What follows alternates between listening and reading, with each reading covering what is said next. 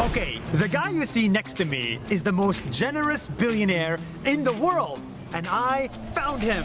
Yo, what up, guys? Welcome back to the channel. Today we'll be breaking down what happened to FTX, the collapse. We'll try to explain what's going to happen next. And I'm not truly a fan of making these videos, but I have to because we have people who are trying to make money, and you have these people who are taking advantage of people, which is something that I don't really vibe with. But if you've been watching my channel, you know I did warn you a lot about these cryptos. And the thing is, it's not really a I told you so type of moment. This is more of a we need to start paying attention to what's going on, and we need to start holding people accountable for what's going on, because this is not fair. A lot of people are losing a lot of money in this case. $152 billion is the estimate of what was lost because of one man or a group of people's activities that they decided to do and to screw people out of their money. That's not something that I stand with. I know that it's sad that in the beginning of the year we had a similar thing happen with Luna, but in that case it was more of ego and less preparedness to, I don't know what they were trying to do, because I don't really understand crypto. But there's one thing that I understand, and that is loss. And there's nothing harder than losing money that you need when you're trying to just earn a little bit more. And it's sad that these people, they keep doing this. You have this guy, but for him, I feel for him, because if we had 32 billion and you woke up the next day without anything, I think that would be very tough. And yeah, whilst you might feel the pinch, it's the other $152 billion and the amount of companies that were tied into this thing that were lost. So without further ado, let's listen to what the Wall Street Journal has to say to us about FTX.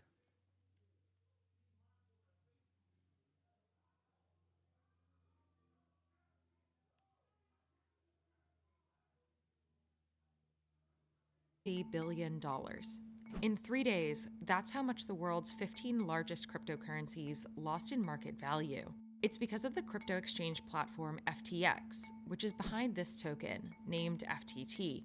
On November 6th, the token's value began to fall, losing more than 80% of its worth in the span of 72 hours. Once seen as a survivor. First of all, losing 80%. I'm a fan of math. This means if you're holding $1, you were left with 20 cents within a week. Like, how do we get there, man? Like, what type of hustle are people doing? I'm not an advocate for lobbying for laws and regulations in the crypto space, because I think the idea of it being decentralized and having little government influence was a good idea, because we all know we can't really trust our governments, because politicians tend to have different agendas when it comes to the things that they move, because essentially with political campaigns, how they get their money from certain individuals who can then start running governments. I think crypto, when it came up, this is what was one of the things that people were like, yeah, it's decentralized, we trust each other. But if I have $1 and that dollar turns to 20 cents, I tend to need somebody to come in and be like, hey, that cannot happen. In a struggling market, the fall of FTX has sent shockwaves through the cryptocurrency industry. So, what went wrong? FTX is the brainchild of Sam Bankman-Fried. He's commonly known as SBF on social media. He's been previously hailed as a savior of the crypto industry. And you were called the JP Morgan of crypto. Yep. Did that bother you, or did not? It doesn't bother me too much. Bankman-Fried founded the quantitative trading firm Alameda Research in 2017. 2 years later, he started FTX, an exchange platform for buying or selling cryptocurrencies. Right now, he's the majority owner of both firms. That kind of aroused some skepticism among industry players and traders, investors, stakeholders, that there could be some sort of conflict of interest in terms of whether Alameda Research was getting preferential treatment on FTX, vice versa. But the official narrative that SBF gave in the past is that the two companies are separate entities. After its launch, I think there's an obsession with geeks that I don't get. Listen, I don't care who you are. If you're a CEO of a multi-billion-dollar company, there's a way that I expect you to dress. And it's not necessarily about saying, oh, you're not wearing a suit and tie and stuff like that. It's just there's a level of professionalism that you have to have within yourself, especially if you're running a $32 billion. It's about how you carry yourself. I don't understand how people, okay, fine. Myself, I don't really blame myself because I didn't know this guy until FTX collapsed. So I didn't know he even existed for the past 5 years that FTX has been a thing. It's only now that it fell down the way I'm like, whoa, who was behind it? And then it's the first time you see his face and you see him, you're like, nobody questioned what was going on here. Like, come on now. Like, there's an obsession with not holding people accountable just by first impressions. Well, I'll be like, I'm not too sure about my billion of dollars, like, come on, people. FTX attracted major investments from Silicon Valley and Wall Street. We'd raised a few $1 billion over the course of the last couple of years, and we're a profitable business. It grew into the fourth largest cryptocurrency exchange for derivatives trading. Celebrities promoted the platform in ads. I'm getting into crypto. With FTX. You in? It's FTX. It's a safe and easy way to get into crypto. I don't think so. FTX was gaining steam, and in the process, often tussled with Binance, the world's largest crypto exchange by volume. When FTX was getting started, Binance invested in FTX, and it was one of the crypto exchange's earliest investors. But FTX, as we know, grew really rapidly and became a very substantial rival to Binance. As FTX grew in the industry, Bankman-Fried furthered his reputation as a crypto savior when digital asset prices collapsed earlier this year. It's not fair to customers. He bailed out firms, spending about $1 billion. It's okay to do a deal that is moderately bad in bailing out a place. But that image Listen, man, come on. Like, okay, fine. I get it. The businesses were his businesses, from what I heard from the beginning of this video, where they said he is the majority shareholder. So I'm guessing he had a fiduciary duty to himself to make sure he maintains his cash. The problem with FTX is it's not losses for the shareholders. Let's continue. didn't last. On November 2nd, CoinDesk published a report based on a leaked Alameda balance sheet. According to the leaked data, Alameda claimed it had over $14 billion in assets at the end of June, but most of that was FTX's tokens. Alameda CEO Caroline Ellison tweeted that the balance sheet wasn't complete. Caroline also said its financial situation is under control, the company is doing well. However, it seems like the market just didn't really buy that, and then traders continue to withdraw from FTX. FTX and Alameda did not respond to a request for comment. Of course. Things escalated on November 6th when Binance said it would offload hundreds of millions of dollars of FTT. Binance did not respond to a request for comment. The announcement sparked mass withdrawals. That day, FTX processed $4 billion of transactions, many times the normal amount for a day. Some got backlogged, which sparked demand for more. By November 7th, that number ballooned to $6 billion. On the 8th, a day later, FTX's finances were in crisis. Binance stepped in and said it would buy the company. It seemed like FTX might have solved its liquidity problem. But on the 9th, Binance backed out of the non-binding acquisition. The next day, the Journal reported that FTX used money from customers to fund risky bets made by Alameda. It's a shocking revelation. Here's the thing, like, what did you expect? The man needed money, creates a business that creates money, which is basically a cash cow, in my opinion, that you then use to make bets whereby.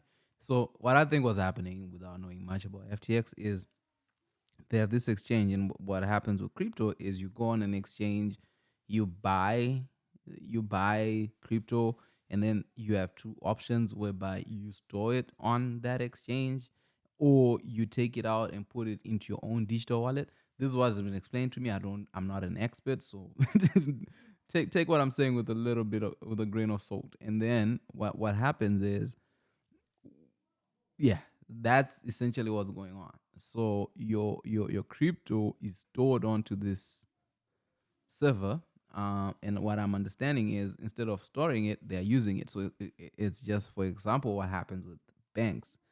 I think you deposit your money into a bank, and then the bank takes that money, loans it out to somebody, and then they put an interest. You get an interest, which we call the savings interest.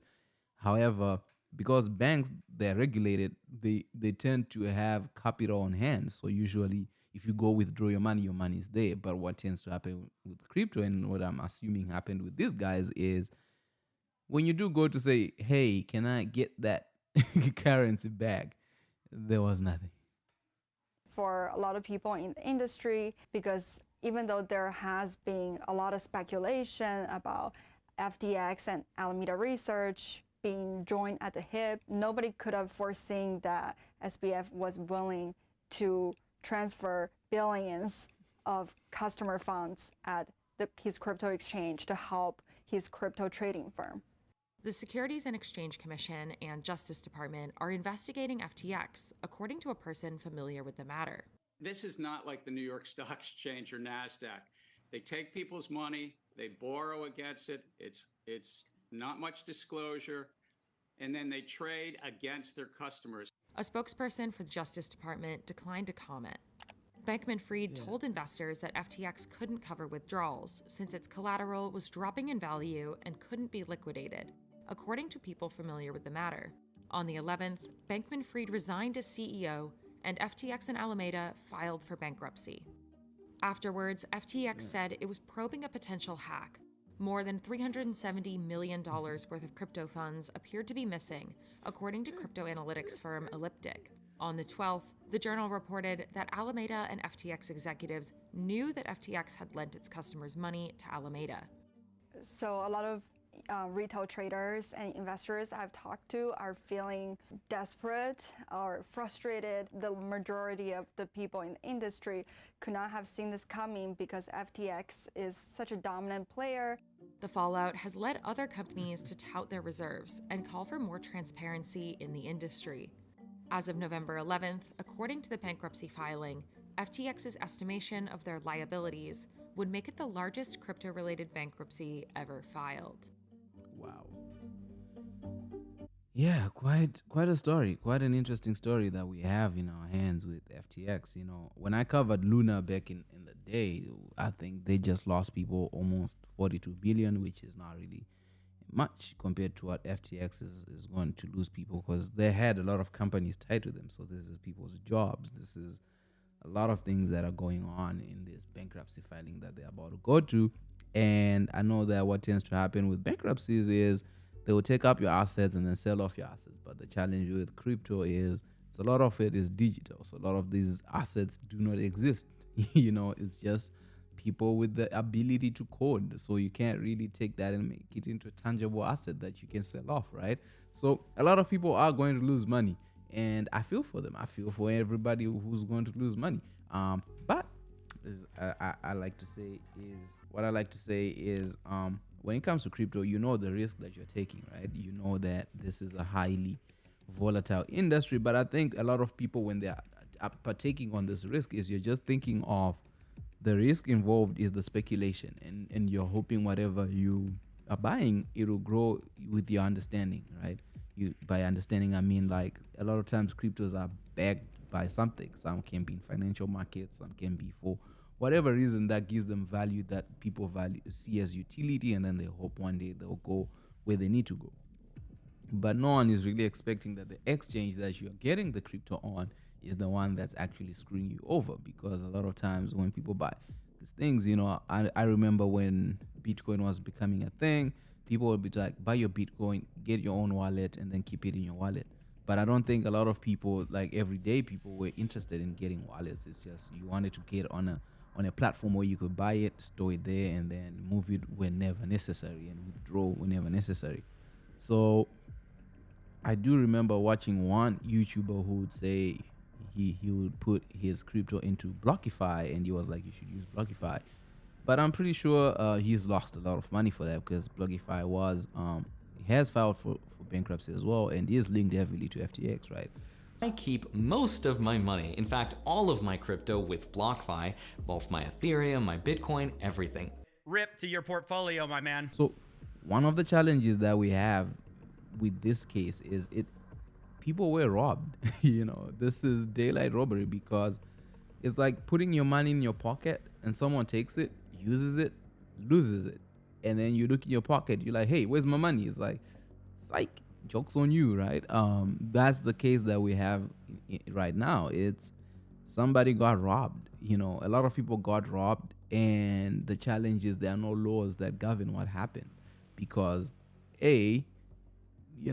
crypto is decentralized, and what the case can be, I do know that when it comes to people's monies, of course there are different laws that exist and that will be followed. These guys might get sued and a lot of things like that, but the challenge with things like crypto is once money is lost, it's gone. It's like you put your money onto an idea that doesn't exist, right? And my understanding of basic accounting is, where there's a debit, there's a credit. So I always wonder with crypto, what happens like when they're like, oh, $152 billion was lost. It's like, where did it go? You following the principles of debit and credit. But I think what makes crypto a unique thing is debit and credit do not exist, because a lot of the valuations are not real. So it's not real money. It doesn't follow the basic principles of money. And I think that is one of crypto's biggest challenges, is that it's still trying to find itself and it's still in its infancy. And I think that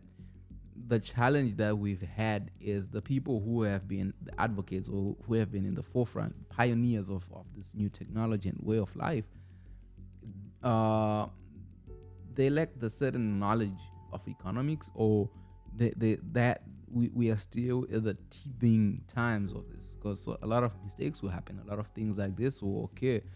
In this case, I don't even think it was a mistake, because when I do my research, or when I did my research about SBF, you realize the guy knew what he was doing. The guy said there's no one who's willing to give a 20-year-old $1 billion to go invest. Rightfully so. People are very cautious with their money.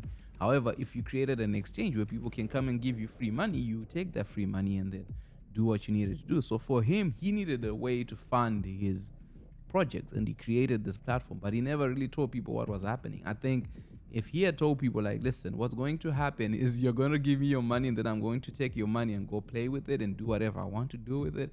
If I lose it, fine. If I win, we win. I don't think people would have a far outcry. They'll be like, yeah, you took that risk knowing what you were getting into. But what's happening in this case is people took risks without knowing what they were going into. And you start to feel for people like celebrities who were promoting FTX, because they wouldn't have known what they were signing up for. It seemed like a legit thing. And I think we live in a time now where we don't question the things that are in front of us, because I think a lot of times with crypto, with technology, is there's a form of hero worshipping, which I believe was as a result of people like Steve Jobs. What he was able to achieve is people are constantly looking for the next one and not questioning these tech geniuses. Money to buy a Lamborghini or to buy a Rolex or to impress his friends. In fact, his car is a Toyota Corolla. You trust the guy more when you see the car he drives. He's worth like $20 billion or something, and he drives like this kind. I don't want to call it beat up. It's like it's an older Toyota. He doesn't even have window tints on the completely stock Toyota. What does that have to do with anything? Right? And I think we now live at a time whereby we have to question. We have to have people explain to us how these things work, because one of my challenges that I've had with crypto is like, when you ask anybody who's into crypto, what is it? They're not able to explain it to you in a way that you understand, and they're not able to give you the utility of the thing. So what tends to happen is then you start having losses, and now you have these people who are running essentially a scam. We're essentially running a fraud on people, because here's my case. These guys created an exchange. On that exchange, they created a token that belonged to them, that they took money from the exchange and then bought more of their token, which then rose the value of the token, which means a lot of their money was backed by their own token. So if that token loses value, everything else tanks. That's what these people did, and they knew what they were doing. And then when you listen to other interviews, one of the CEOs of the Alameda research company was like, I don't even need math to do what I'm doing. she doesn't, because you don't need it, because people are so I don't want to say stupid, but people don't pay attention. People are not paying attention in terms of what was happening. So for them, they didn't need to do anything, because you don't need to calculate risk if you're just getting free money that you put in a token, and then people see that thing going up, and then you're just like, hey, we're doing good, we're doing great, look at this thing. And then the more they buy into it, the more other people buy into it, the more other exchanges get into it, and you inflate the value of this thing. However, this thing is backed by nothing, and the risk of it going to crap is high. And then that's what happened in the past few weeks.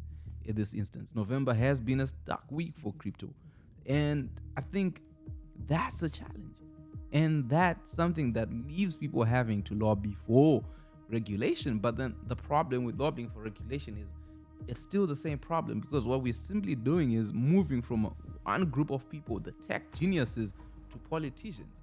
And the people that are affected are the people in the middle, who are just looking for a way to make money. Because politicians and governments, respectfully, you are the same reason why people are suffering today, and people are trying to find a different way to make money. It's almost impossible to raise wealth in the city that I live in, right? Because people are making minimum wage at $17, and average price of a house is like $1 million. It's impossible, it's next to impossible. So people are constantly looking for these quick ways, and it's not like people just want a quick way to get rich, so go play lotto. It's like, I'm trying to buy a house so that my family has somewhere comfortable to live, so that I can start living my life. And these people then start trying to take advantage of these new technologies such as crypto, just to be able to make quick cash. But the problem is people are putting away their savings. In this case, there's the Canadian Teachers Pension Fund that had put on almost like $100 million into FTX. That's gone, that's wiped out. This is people's pensions, this is people who've been working, and this was a big risky move on their half. But at this point, people start calling for politicians to help. But the thing is, how can they help when they were the same people you were running away from, right? So it's a challenge and a conundrum that we live in. What I feel has to happen moving forward is there has to be some form of holding each other accountable, even in asking for transparencies. What does that all mean? I think as people and as humans, we have to start questioning certain things and being like, hey, what's up with that guy? Because you can't just show up and then people be like, no, that dude dresses how he wants to dress. People do as they want to do, and we don't question those things. I think the precedence we've set is dangerous, because that means we can't ask questions. We just can't be like, hey, man, 32 billion, the guy drives a Corolla. He's so humble, he drives a Corolla. It's like, that's a red flag for me, man. Like, I'm not saying that, there's anything wrong with driving a Corolla, but that just doesn't make me be willing to part with my money or support somebody. And I've seen these videos, I've seen these people promote this thing and cost a lot of people a lot of money. And that's the challenge that we have right now, because this thing is decentralized. This thing is probably not going to have consequences for the people who did it. Because what consequences there? People signed up and lost their money. Yeah, they had a policy in there that said they will not take your money and invest. But okay, now it's done. Then what? They file for bankruptcy. The guy retires. He lost $32 billion. But there's more that was lost. There's a lot of jobs. There's a lot of people who are affected by this. And that's the core problem with crypto. I don't get it. So I took out my money from it, because I'm like, yo, man, I don't want to keep losing. But at a certain point, somebody has to be held responsible for these things that keep on happening. Yeah. This is the second one that's biting the dust. And this conversation has to keep going. I think it's sad that it's just going to get swept away by other news, because this is a thing that's expected in crypto, I guess. You took high risk, and sometimes you get terrible results. But, there's always tomorrow. To everybody who lost money, I feel for you. Definitely, if there are any laws that were broken, I really feel these guys should go to jail, because when you read more and more about what happened, it's sad. It's really, really sad what happened with this show, with this crypto thing, with FTX. It's sad. These guys were stealing money from people knowingly. And I feel that is wrong. And that is somebody has to do something. I don't know who, but somebody has to do something and help people out, because a lot of people lost a lot of money. With that said, let me know in the comment section what you think about what happened with FTX. Do you think that we need to start implementing more regulation in crypto? Do you think governments should start getting involved? Did you lose out? We are here with you. Moving forward, we'll be keeping an eye on this. I'll be keeping an eye on FTX. I don't know how it never got onto my radar for the past 5 years until now, but I guess that's how good they are. They were.